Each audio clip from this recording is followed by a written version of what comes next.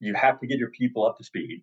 Their attitude towards work at the front line, at the leadership and the technology team level has to be one of adoption of generative AI solutions. If the team doesn't adopt it, that's a barrier to scaling. That was Justin Trombold, a 10x collaboration manager and expert in generative AI. In this video, we discuss the most critical mistakes companies are making when implementing Gen AI.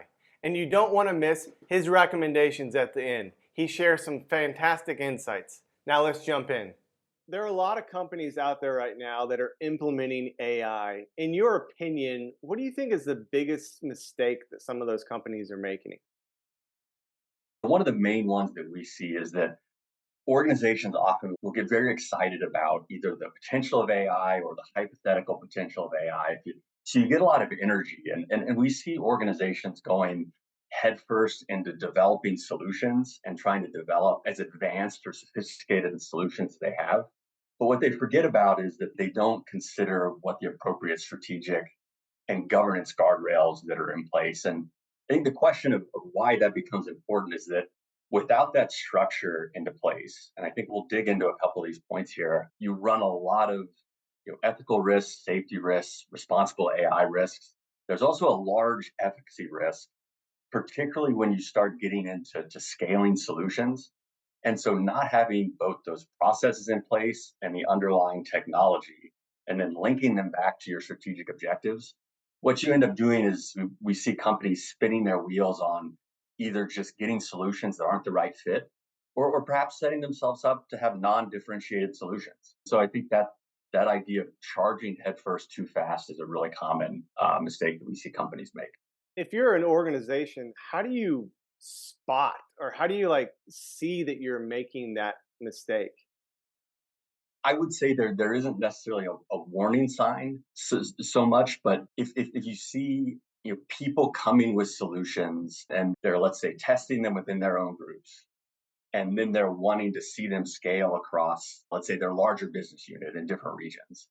And you start seeing groups that feel like they have a viable solution or a proof of concept that they were testing, but then they aren't able to scale it because the business case wasn't made. There wasn't confidence that was driven at the leadership level that this solution not only could be effective, but would also be safe and enable the strategic objectives of the business.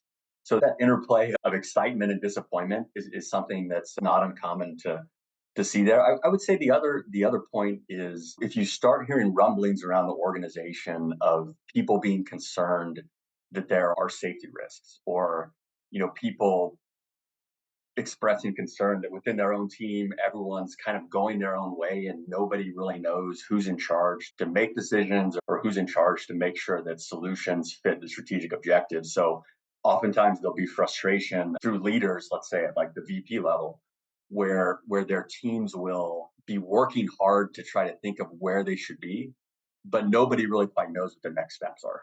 What are a few other mistakes that you've seen organizations making with AI? As technology is becoming more advanced, and generative AI is a technology that is very sophisticated, but it's also very human at the same time. So what I mean by that is that in order for the solutions to work effectively, they have to engage, at least at this stage, with the human and be able to be implemented in such a way that you can extract value from the solution itself. And so, what we see being a big problem is there are cultural barriers or ingrained ways of working that prevent effective Gen AI adoption. One thing that we see is organizations that consider their people as consumers of generative AI and not stakeholders in the full solution development. So this is the risk of over centralizing the way in which ideas come to the table. So this is a time tested issue in technology of solutions, once they get to development, don't actually solve the problem they're planning to solve. But it's even more of an issue with generative AI because it's the people you have to bring in to iterate quickly enough and stay on top of how these solutions develop is very different than the typical, let's say event driven, every 6 months we check whether a model is working. We're talking like 2, 3, 4, 5 day life cycles of going around and making sure that solutions are being developed with the end users in mind within your organization. A second part of that, and this is probably the most pernicious thing that we see, is that if as generative AI starts to become more prevalent in the workplace, what's going to happen is you're going to see what are considered maybe mundane or at least very challenging or time consuming acts start to get automated, at least in part. And so you're going to see individuals more and more bandwidth, and you're going to see people that have higher skill sets to think strategically, to think creatively, are going to start emerging to the top. And so one gap that we see a lot is that organizations aren't thinking about the HR, the talent strategy that goes in, not to just upskilling their people, but then also to think about how they're going to recruit and retain those very high, let's say high impact, high value individuals that are going to become more and more important. And I think the part that rounds it out is, in many ways, generative AI adoption is a change management question. This is a situation where there's going to be significant adaptation that has to occur, significant disruption internally to your people at all levels. And so just knowing the importance of change management and taking that very seriously is a mistake that we see that feeds back into this and provides as a guardrail for these ways of working. What's some specific advice you could give around, I guess, adapting your change management strategy and almost your internal stakeholder slash product development strategy, Mhm. the kind of the products you're making for your internal stakeholders? What's your advice on kind of how to solve for that? If we believe the case, and we think that we do, there's this dynamic that switches, that individuals that can maybe work a little bit faster, can make decisions a little bit faster, are open to new ways of working, and perhaps they also are a little bit less beholden to hierarchies and organizations. You're going to see those individuals start to adopt this technology, but you're also going to see individuals that don't. And so leadership needs to have a clear understanding of the extent to which that dynamic and that bifurcation exists in the organization, so that their people can effectively adapt and change at a rate that just slightly exceeds their ability to tolerate change. And really effective organizations don't look at this as, we have to get our people, fast forward 2 years and ready for that situation where they're more autonomous and they're thinking at a higher level. But perhaps you just have to get your people ready with how generative AI impacts their work. An effective way for leaders and for, whether at the C suite or the business unit level, or even within the smaller team level, is to just get your team engaged in not only what generative AI is and how it can be used, but precisely how it can be used within the context of their business. And really good tech groups are starting to help their teams have the tools to experiment. Go in and say, here's a use case where you could take those reports where you had to go and read through them. Now we built up a really quick solution, and you can just get a sense of what it would look like to automate that process. So taking a stepwise response, we've seen that to be really, really helpful. And we think that that's a good way to think about getting your people ready.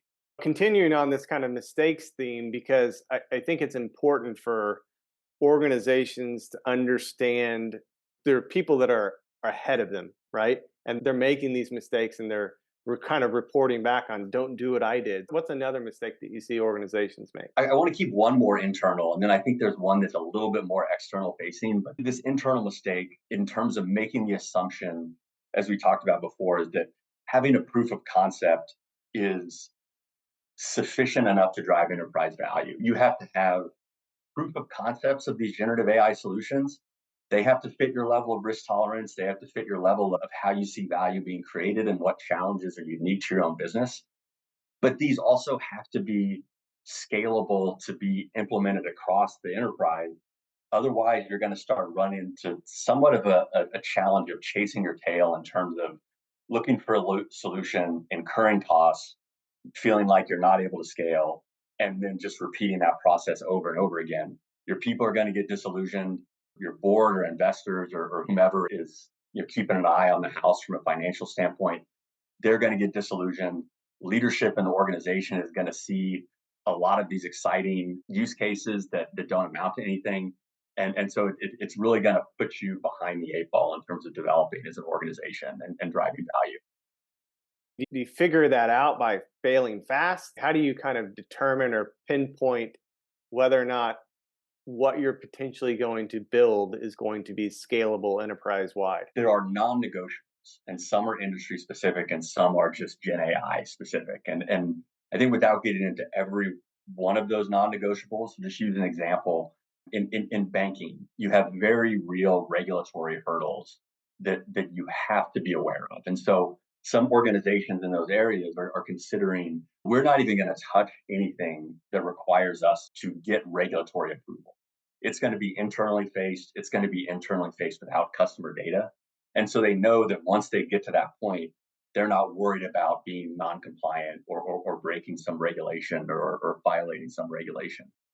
The other way to think about this, so that's a little bit more of the regulatory standpoint. This ties into the first risk that we were talking about is doing a thorough assessment of these use cases. Like you alluded to, there's always this element of failing fast, and that's more of an element than ever in terms of technology solutions. But there's also this element of you have to get your people up to speed. Their attitude towards work at the front line, at the leadership and the technology team level has to be one of adoption of generative AI solutions. If the team doesn't adopt it, that's a barrier to scaling, or at least a barrier to realizing value from scaling. There's always the idea of what the data and technical processes that are in place.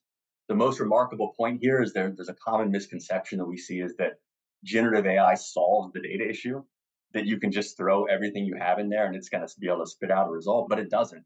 In many cases, makes the data strategy and the data architecture more important on the front end than ever. There's a way of thinking that a criteria to whether or not a solution will even go to a proof of concept is how confident are we in the cleanliness, the security, the accuracy of the data that we know is going to feed that solution. Because if we don't have that answer and we don't feel confident in it, then we're going to know that we're going to have problems, if not at the proof of concept phase, for sure when we start to scale. How do you get people to adopt something that they believe or feel, whether or not that's correct, may replace them? In this case, a key component is visibility. A lot of times, the boogeyman that we think might be in the closet is only scary because we're not sure if the boogeyman is in the closet or not. What we've seen as an effective path to do this is to give people exposure and give people agency in the process. So I'll start with the agency part. We talked about the importance of engaging your people, but giving them agency in terms of which use cases are being identified. Let them get creative, let them understand why which ones are maybe being prioritized and which ones aren't. We see organizations, their people are usually very responsive to those discussions, and then engage them in the iterative process as the solution gets better and better. So as you get to the proof of concept phase, embedding technical individuals with, let's say, more the end user, more the business person, and they're going back and forth and making this a more functional solution. And so they're working in that regard. Then in parallel with that, because not everyone's going to be in those initial discussions, right? You can't bring in the whole organization. As we talked about before, you start rolling out concepts, whether it's just simply like tier one would be something like awareness training. What is generative AI? Why I should or shouldn't be afraid of it? What are some of the ways in which it fits into my work? But then the next level to that is like we talked about some beta testing on some of these solutions, start scaling them up outside of that smaller group. This is where you get into some of that risk of you have your proof of concept group that's really excited, but then you start bringing in other people that don't understand it. So if you can improve that visibility through training and then hands-on exposure, as well as engaging the core group that's developing the solution, that drives a lot of trust and helps with adoption. Stuart, let's not sugarcoat this thing. I mean, there are going to be people that aren't going to be either fast or just adopters in general of this solution. And so as a manager, just being prepared for what those dynamics are. And then, of course, at certain points, organizations might have to make tough personnel decisions. But we feel excited because the individuals that really want to take this on and really want to think more creatively and strategically are going to have a lot of exciting opportunities in these organizations to take this seriously. And then as far as the external mistake, what was that one? I'd say it's the fun one from an intellectual perspective, but it's almost a little bit more of the most cautionary part. There's always an assumption in industry as an incumbent or just a player that has an established customer base, let's say, that the same competitive moats or competitive advantages will protect their business from disruption. And so let me just unpack that for a quick moment. If we think about the degree to which, as like modeling costs start to come down, that environment's getting more competitive. Computing costs start to come down. There's an interesting market dynamic that's going to bring those costs down as well. And in many cases, energy costs coming down. Those are all the main drivers of costs of generative AI. As that becomes less and less expensive, you're going to see disruption cycles go from, let's say, what were decades before down to months. And so this is disruption coming from, let's say your incumbent competitors that are perhaps a little bit more to take on risky but safe generative AI use cases and to better serve their customer base or become more efficient internally. But this could also be from, let's say, VC structures becoming more dynamic and not having to invest in much in startups. So if you think about a startup that instead of having 20 people now has two that can do the work of 20 people. And so instead of investing in, let's say, one 20-person startup, they can invest in 10. That's 10 times the chance that one of those startups that are going into your space right now to try to disrupt it with generative AI, but also be able to work more efficiently themselves using generative AI, those threats are going to start coming faster and faster and from more directions. We see an interesting dynamic of the need for organizations to not get complacent, not assume that they have assets that necessarily will be as valuable as generative AI becomes more prevalent. If you were put in charge of running artificial intelligence for an organization, how would you approach it? There are two main approaches. There's, of course, understanding the external landscape, which we just talked about. That has to do with going out and not just getting a sense of what your competitors are doing. So going out of the market, talking to experts. So actual experts that are in those industries and know the capabilities and the future landscape of generative AI and starting to get a sense of what that could look like. And that goes as deep down into then getting into some of these new entrants. We mentioned some of the VC funding structure. So understanding the startup landscape, understanding where these disruptive forces are coming from. One thing that we see is that pretty consistently with generative AI, startups are taking bigger risks, that are more customer facing and perhaps more value generating. So really getting a grasp on that landscape. But let's say the most important part is there's of course a pressing need to take action. But I think as we talked about, you need to make sure that that action is measured and follow some of the guidelines we talked about to address the risks. But going out there and understanding the degree to which both the technical, the data, the regulatory, let's say process, people, and general ways of working align with an appropriate generative AI vision. And the first step is really just to understand, how ready your organization is to take on these challenges. How ready are your people to take on the challenge of having a more strategic or creative role? How ready is your leadership to be able to understand like what's reasonable and what isn't, and where to invest and where not to invest? How ready is your technology team to take on this new way of working of collaborating more and more with the business units? These are questions that a lot of organizations don't know the answer to it. And frankly, if you don't know the answers to those questions, you're never really going to know where to start and being able to address some of these mistakes that we're seeing in the market. As you heard, there are many questions businesses need to answer before jumping into generative AI. If you don't, you could be putting yourself at risk, wasting money, or developing solutions that won't scale. If you need support answering those questions, reach out to us. We'd be happy to support you with our specialized consultants and expert network. If you need more information, please visit 10eqs.com and click on the contact button. We look forward to speaking with you.